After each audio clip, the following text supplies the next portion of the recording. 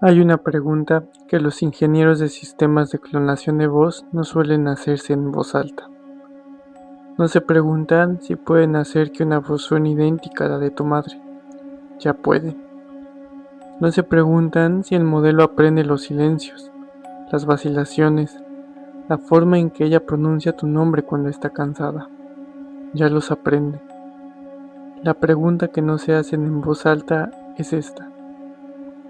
¿A partir de qué momento dejas de saber con cuál estás hablando?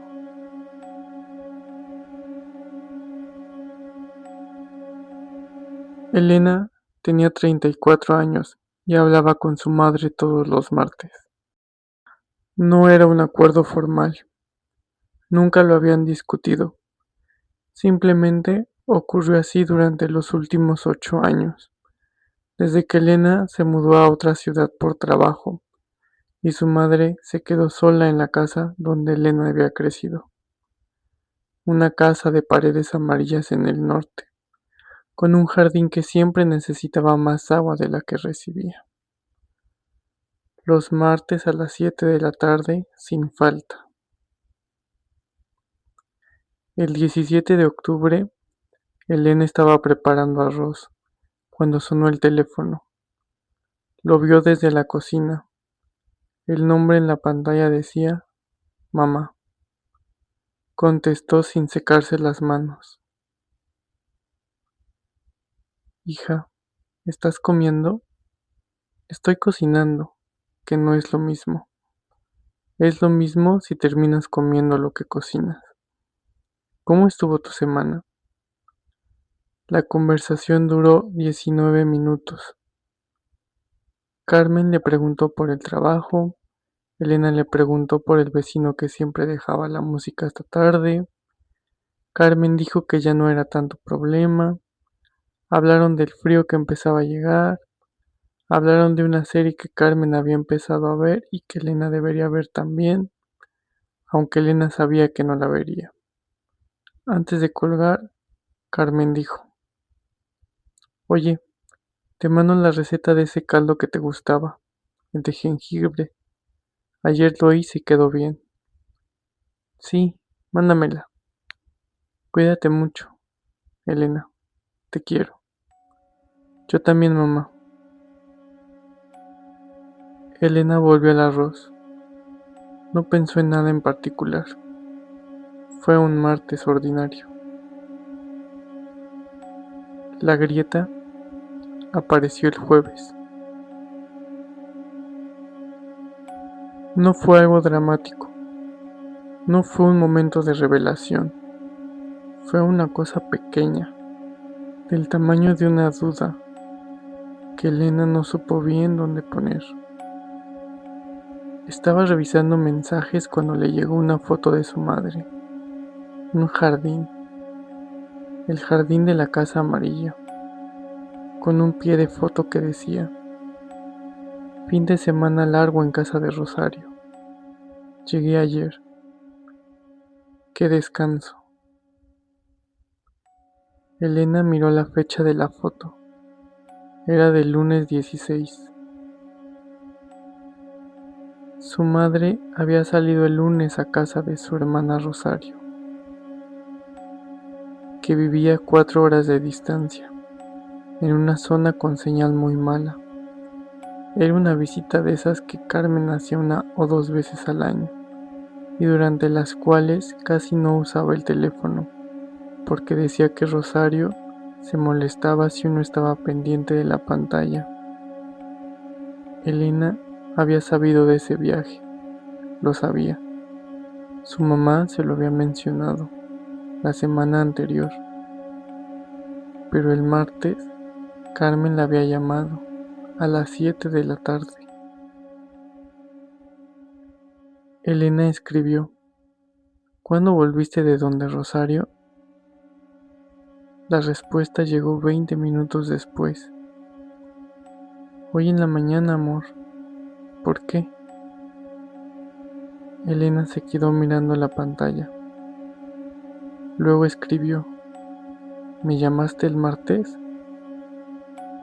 3 puntos suspensivos. Aparecían desaparecían, volvían a aparecer. No, hija, no tenía señal, casi nada. ¿Pasó algo? Elena no respondió de inmediato.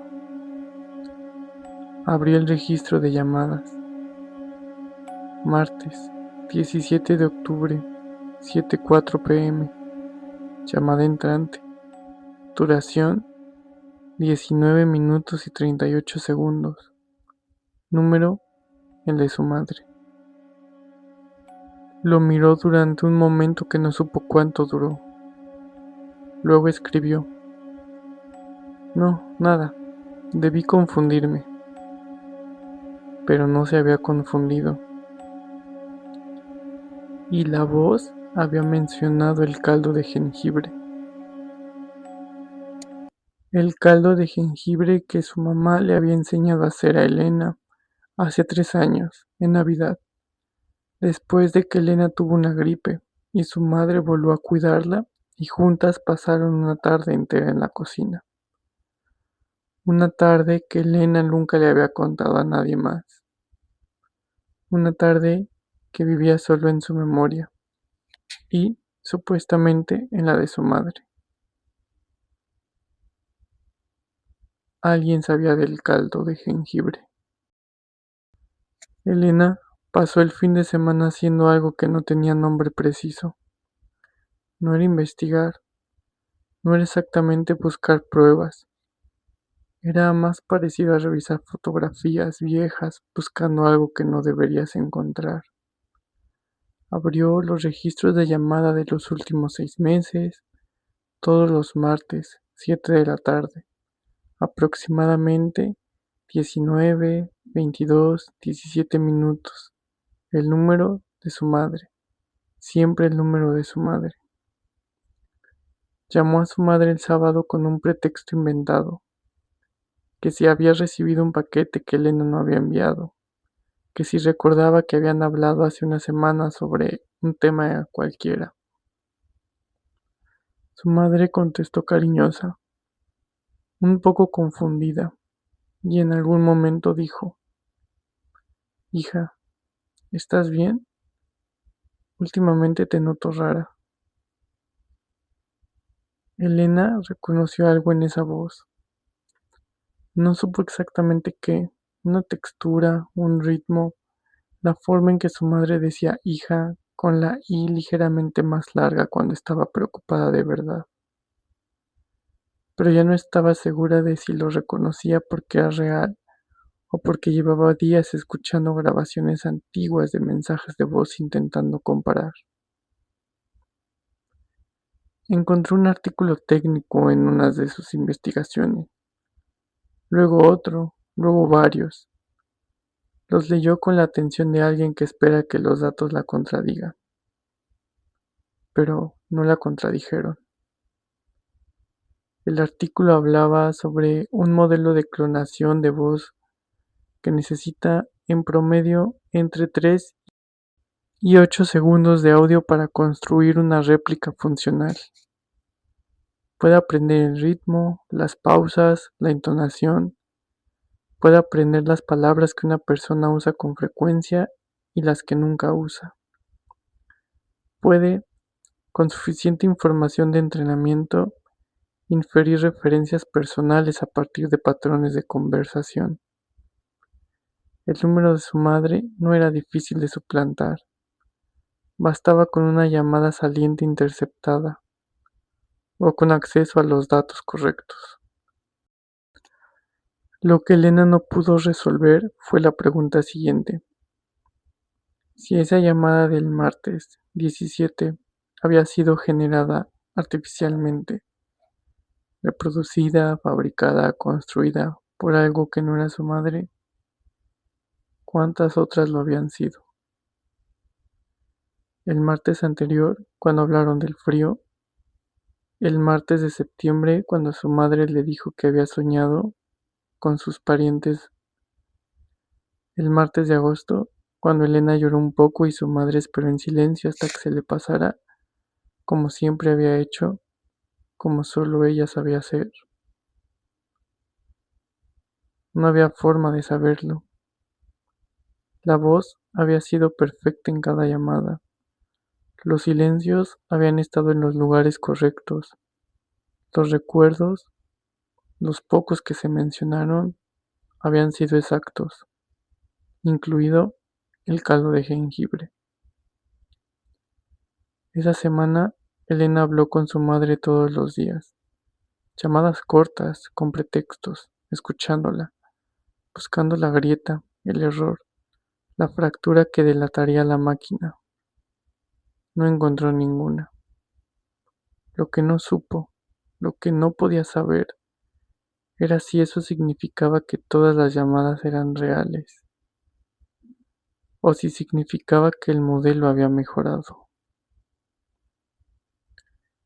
El martes 24 de octubre, a las 7:03 de la tarde, el teléfono de Elena vibró. En la pantalla, mamá. Elena lo miró. No pensó en contestar, no pensó en rechazar la llamada. Solo lo miró vibrar sobre la mesa como si fuera un objeto que no reconocería del todo. Algo familiar en la forma pero extraño en el fondo, como un rostro que has visto demasiadas veces y de pronto deja de tener sentido. Lo que sí pensó fue esto: si contesto y es la máquina, voy a reconocerla, voy a escuchar su voz y voy a saber. Pero llevaba una semana pensando lo mismo, y no había reconocido nada. El silencio que siguió fue distinto al de antes. No era el silencio de una llamada que termina, era el silencio de algo que espera. Elena se dio cuenta en ese momento de que ya no recordaba con precisión cómo sonaba la voz de su madre sin el filtro del teléfono, sin la comprensión, sin la distancia. Intentó recuperarla, la voz de la cocina de la casa amarilla, la voz de cuando era niña y se despertaba con fiebre. Y lo que encontró fue una voz que sonaba correcta, pero que ya no podía verificar. No sabía si lo que recordaba era su madre o si era la versión que había estado escuchando todos los martes.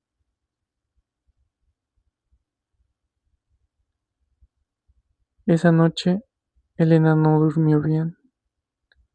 A las 2 de la madrugada revisó el registro de llamadas. A las 3 abrió la última nota de voz que su madre le había mandado, de hacía 5 meses, un mensaje corto, diciéndole que había llegado bien a casa después de visitarla. Lo escuchó 12 veces, buscando el error, buscando la grieta. A la 13ª vez ya no estaba segura de lo que buscaba.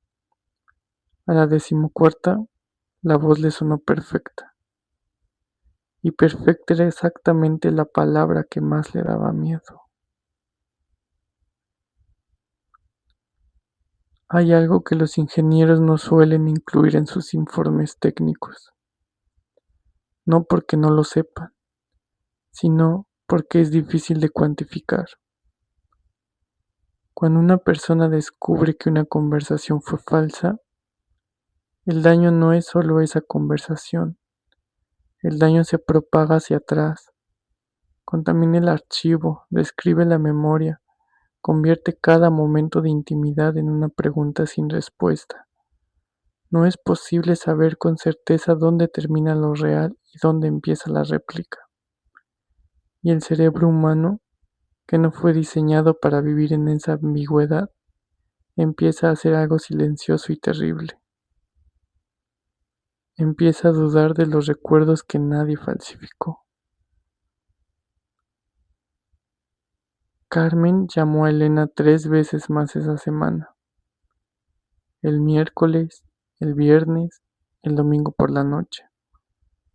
Elena no contestó ninguna, no porque supiera que eran falsas, sino porque ya no podía estar segura de que fueran reales.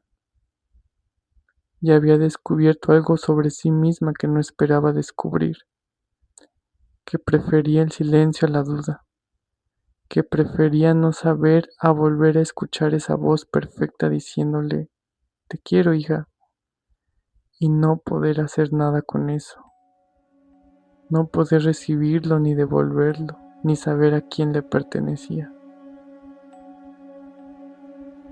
La última vez que Elena habló con su madre, con la que ella pensaba razonablemente que era su madre, fue un martes de agosto. Hablaron del calor, de una vecina que había tenido un nieto, de nada importante. Elena no lo sabía entonces, no podría haberlo sabido. Nadie te avisa cuándo es la última vez.